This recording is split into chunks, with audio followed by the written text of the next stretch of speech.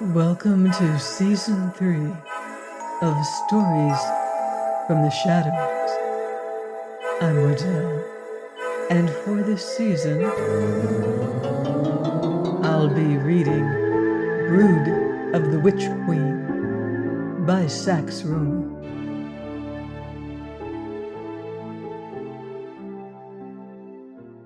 Chapter 1, Antony Ferrara. Robert Cairn looked out across the quadrangle. The moon had just arisen, and it softened the beauty of the old college buildings, mellowed the harshness of time, casting shadow pools beneath the cloister-esque arches to the west, and setting out the ivy in stronger relief upon the ancient walls. The barred shadow on the lichened stones beyond the elm was cast by the hidden gate, and straight ahead, where between a quaint chimney stack and a bartizan a triangular patch of blue showed like spangled velvet, lay the Thames. It was from there the cooling breeze came.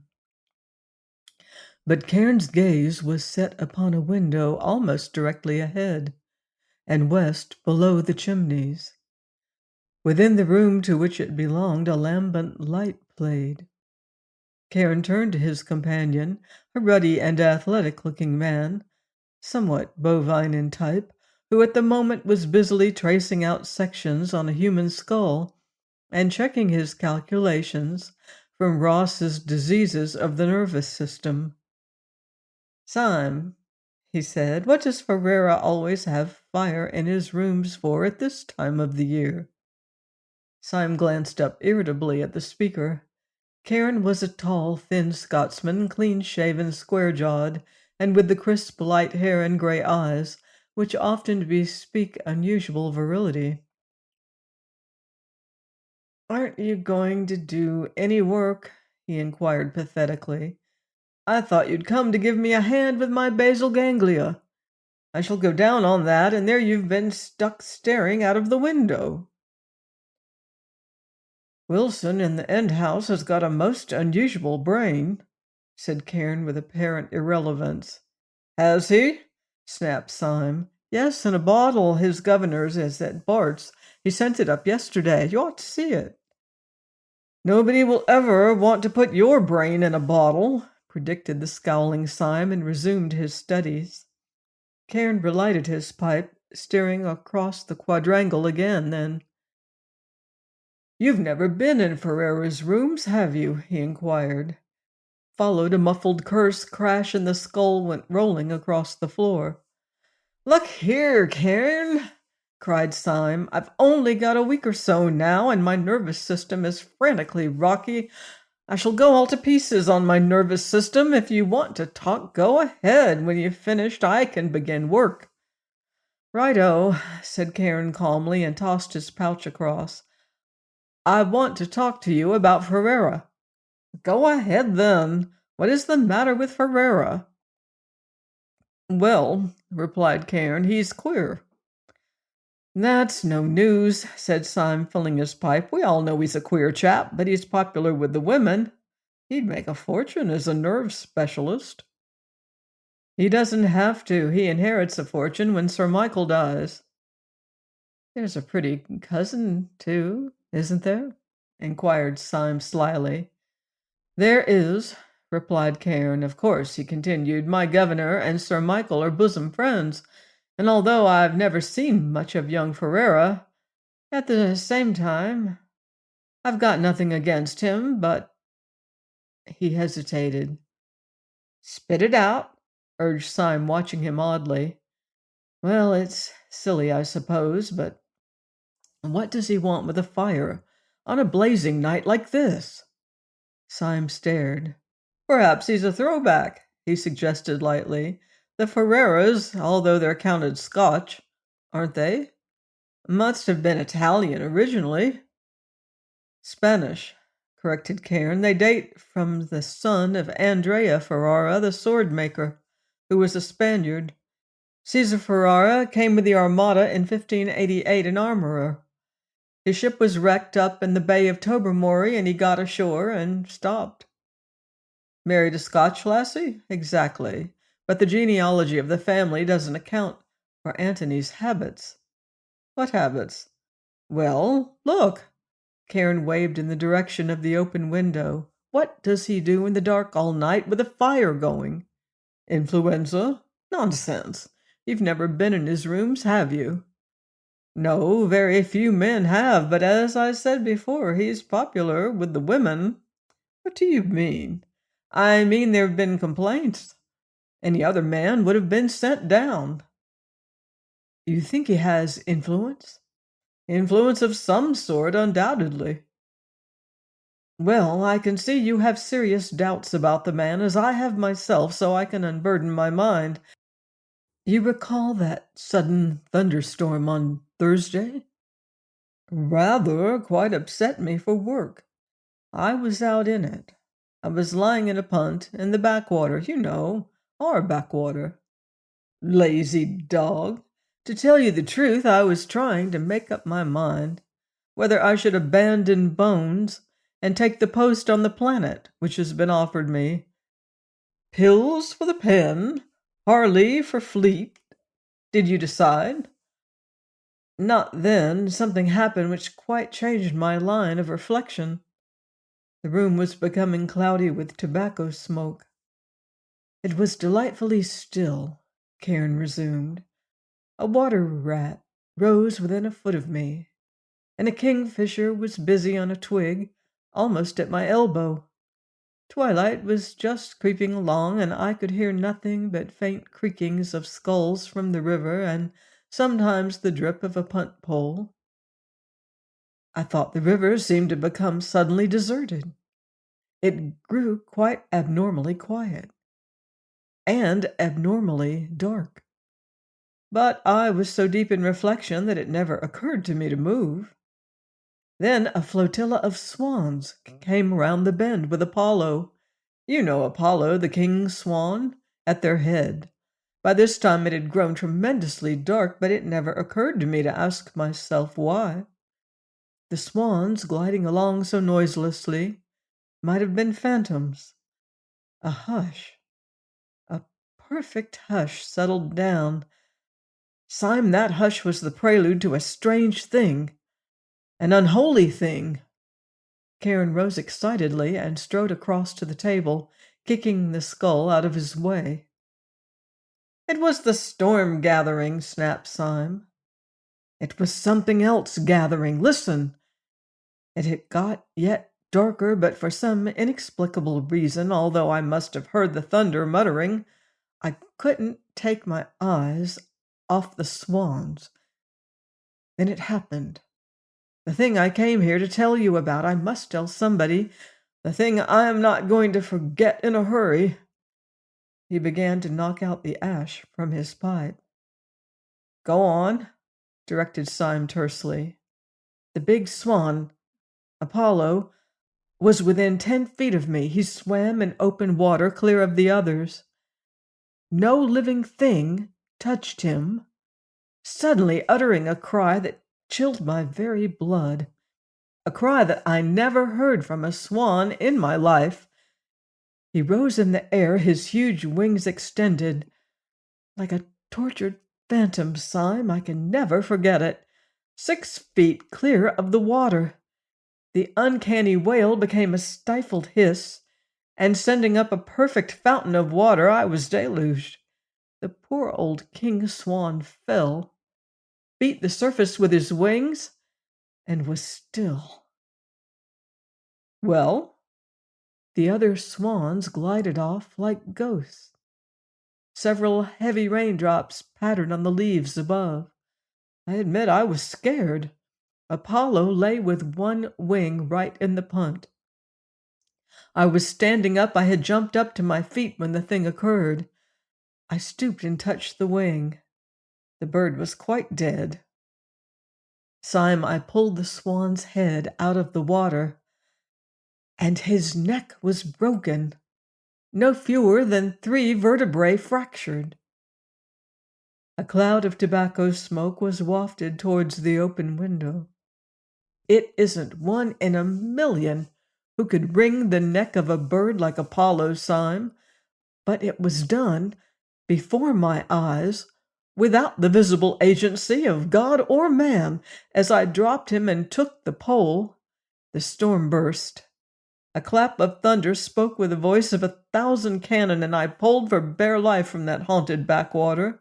I was drenched to the skin when I got in, and I ran all the way from the stage. "Well?" rapped the other again as Cairn paused to refill his pipe. "It was seeing the firelight flickering at Ferrara's window that led me to do it. I don't often call on him, but I thought that a rub down before the fire and a glass of toddy would put me right. The storm had abated as I got to the foot of his stair. Only a distant rolling of thunder. Then out of the shadows, it was quite dark, into the flickering light of the lamp, came somebody all muffled up. I started horribly. It was a girl, quite a pretty girl, too, but very pale, and with over bright eyes. She gave one quick glance up into my face, muttered something, an apology, I think, and drew back again into her hiding place. "He's been warned," growled Syme. "It will be notice to quit next time." I ran upstairs and banged on Ferrara's door. He didn't open it first, but shouted out to know who was knocking. When I told him, he let me in and closed the door very quickly. As I went in, a pungent cloud met me. Incense. Incense? His room smelt like a joss house. I told him so. He said he was experimenting with kifi, an ancient Egyptian stuff used in the temples. It was all dark and hot, like a furnace. Ferrara's rooms always were odd, but since the long vacation I hadn't been in. Good Lord, they're disgusting. "How? Ferrara spent vacation in Egypt. I suppose he's brought things back." "Things? Yes, unholy things. But that brings me to something, too. I ought to know more about the chap than anybody. Sir Michael Ferrara and the governor have been friends for 30 years. But my father is oddly reticent. Quite singularly reticent regarding Antony. Anyway, have you heard about him in Egypt?" "I've heard he got into trouble. For his age, he has a devil of a queer reputation. There's no disguising it." "What sort of trouble?"